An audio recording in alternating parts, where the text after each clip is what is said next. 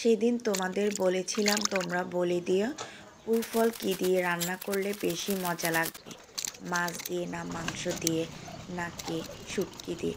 তোমরা অনেকে আপুকে কমেন্টস করেছো, তো তোমাদের বেশিরভাগ কমেন্টস পেয়েছি আপু। অনেকেই বলেছ আপু শুটকি দিয়ে রান্না করো, আবার অনেকেই বলেছ আপু মাছ দিয়ে, অনেকেই বলেছ মাংস দিয়ে। তো যাই হোক, আমি যে কমেন্টসটা তোমাদের বেশি পেয়েছি আমি সেটা দিয়ে আজকে রান্না করব। তো পুঁই ফলগুলো নিয়ে নিয়েছি, দেখো আমি এখানে গলদা চিংড়ি নিয়েছি। তো বেশিরভাগে কমেন্টস পেয়েছি আপু মাছ দিয়ে রান্না করো। তো আমি চিংড়ি মাছ নিয়ে আসলাম, গলদা চিংড়ি। তো গলদা চিংড়ি দিয়ে আজকে কিন্তু পুঁই ফলটা ভাজি করব।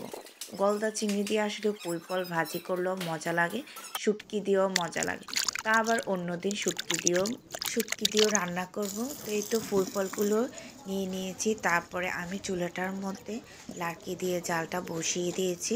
তো কড়াইটা বসিয়ে দিলাম, আর এখন এই তো এখানের মধ্যে আমি সব একটা আলু নিয়ে নিয়েছি।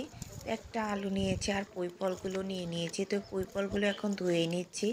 আলু দিয়ে আসলে পুঁই ফল ভাজি করলে বেশ লাগে। তো আমি নতুন আলু দেখে নতুন আলু নিয়ে নিয়েছি।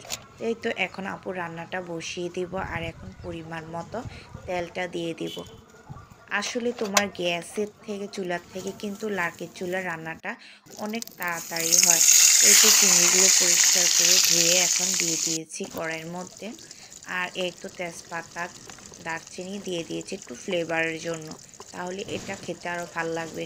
তো পরিমাণ মতো আপু হলুদ 1 চামচ, রসুন 1 চামচ, তারপরে জিরার গুঁড়ো, ধনিয়ার গুঁড়ো, সাথে কিন্তু মরিচের গুঁড়ো 1 চামচ দিয়ে দিয়েছি। টেস্ট অনুযায়ী কিন্তু লবণও দিয়ে দিয়েছি। তারপর মশলাগুলো দেওয়ার পরে এই তো আমি ধুয়ে রাখা তোমার পুঁই ফলগুলো দিয়ে দিচ্ছি। পুঁই ফলগুলো আসলে দিয়ে তারপরে এই তো আমি আলুগুলো দিয়ে দিলাম, আর এক এক করে এখন সবগুলো দিয়ে দিলাম। এভাবে করে পেঁয়াজ কুচি, টমেটো দিয়ে দিয়েছি। তারপরে ভালো করে একসাথে এগুলোকে এভাবে ভেজে নেব।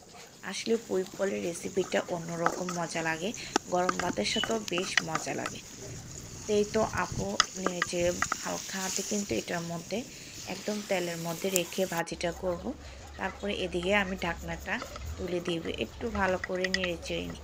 সত্যি গ্যাসের থেকে কিন্তু লার্কির চুলার রান্নাটা অনেক জলদি হয়, আমার কাছে অনেক তাড়াতাড়ি মনে হয়। তো এই তো আসলে আমি রান্নাটা এভাবে বসিয়ে দিয়েছি।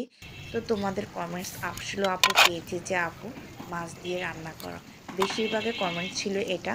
তাই আমি চিংড়ি মাছ দিয়ে ভাজি করলাম, আর এই তো এখন কাঁচামরিচ আর ধনিয়া পাতাটা দিয়ে দিয়েছি, তাহলে এর ফ্লেভারটা একটু ভালো আসবে, খেতেও ভালো লাগবে। এই তো আপু পুঁই ফলটা এভাবেই রান্না করে নিলাম, আর এখন ঢাকনাটা দিয়ে রেখে দেব। তো এই তো ভাজি একদম আমি এখানে পানিও দিই নেই, তেলের উপর সুন্দরভাবে ভাজি করে নিয়েছি চিংড়ি মাছ দিয়ে, পুঁই ফল দিয়ে। পুঁই ফল খেতেও খুব ভালো লাগে।